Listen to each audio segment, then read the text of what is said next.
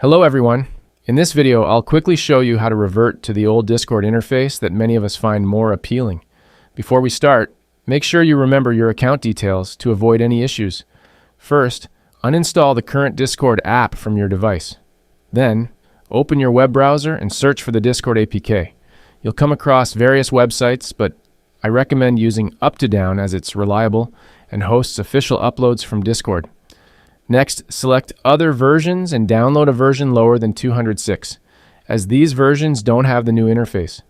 You might see a warning sign when downloading apps outside the official store, but don't worry, this is normal and safe. Once the download is complete, proceed with the installation. After completing these steps, you'll be back to using the old interface. However, keep in mind that if you update the app in the future, you'll get the new interface again and will need to repeat these steps to revert it. Enjoy the old Discord experience. If you found this tutorial helpful, please like the video, subscribe to my channel, and stay tuned for more guides.